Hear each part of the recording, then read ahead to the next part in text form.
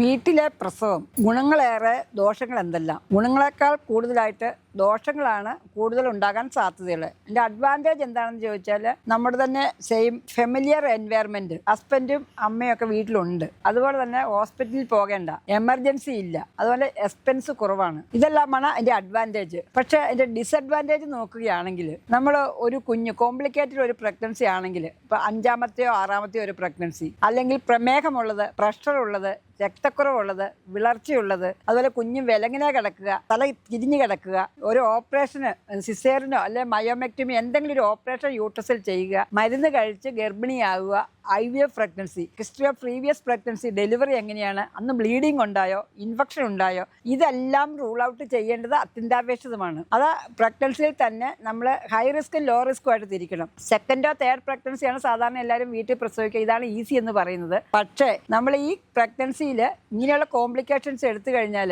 അതിൻ്റെ ഡിസഡ്വാൻറ്റേജ് എന്താണെന്ന് ചോദിച്ചാൽ, അത് എന്തെങ്കിലും ഒരു കോംപ്ലിക്കേഷൻ വന്നാൽ കുഞ്ഞ് ഇറങ്ങി വരാതിരിക്കുക, ഇടയ്ക്ക് വെച്ച് പ്രഗ്നൻസി സ്റ്റക്ക് ആവുക, കുഞ്ഞ് തിരിഞ്ഞ് വരാതിരിക്കുക, ഓക്സിപിറ്റോ പോസ്റ്ററായിട്ട് സ്റ്റക്ക് ചെയ്യുക, അങ്ങനെ വന്നു കഴിഞ്ഞാൽ ആ കുഞ്ഞിനെ എടുക്കാൻ പറ്റുകയില്ല. അപ്പോൾ നമ്മൾ അമേരിക്കയിലൊക്കെയാണ് എല്ലാവരും പറയുന്നുണ്ട് ഹോം ഡെലിവറി.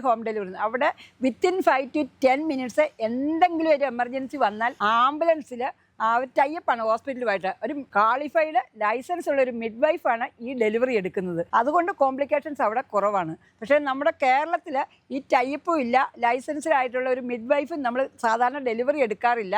അങ്ങനെ വന്നാൽ അമ്മയ്ക്കും കുഞ്ഞിനും മരണം വരെ സംഭവിക്കാം. നമ്മൾ പേപ്പറിൽ വായിച്ചു മരണം സംഭവിച്ചു എന്ന്. അതുപോലെ കുഞ്ഞിന് ശ്വാസം മുട്ടാം, കുഞ്ഞ് കരയാതിരിക്കാം, കുഞ്ഞ് ആ ആംനിയോട്ടിക് ഫ്ലൂയിഡ് ആസ്പിറേറ്റ് ചെയ്യാം. കുഞ്ഞ് കരയാതിരുന്ന് കഴിഞ്ഞാൽ കുഞ്ഞിൻ്റെ ബ്രെയിൻ പോകും. നമുക്കൊരു പണ്ടത്തെ ഒരു 8-10 പ്രസവങ്ങൾ നടക്കുന്ന സമയത്ത് ഒരു 3 കുഞ്ഞുങ്ങളേലും അബ്നോർമൽ കുഞ്ഞുങ്ങളായിരിക്കും, മെൻ്റൽ റിട്ടാർഡഡ് ആയിരിക്കും, അല്ലെങ്കിൽ അംഗവൈകല്യം വന്നിട്ടുള്ളൂ. അതിൻ്റെ കാരണം എന്താ? പണ്ട് വീട്ടിൽ പ്രസവിച്ചപ്പോൾ ഇതൊന്നും മോണിറ്റർ ചെയ്യാത്തത് കൊണ്ടാണ്. അതുകൊണ്ട് എൻ്റെ personal advice, with supervision in a hospital it is better.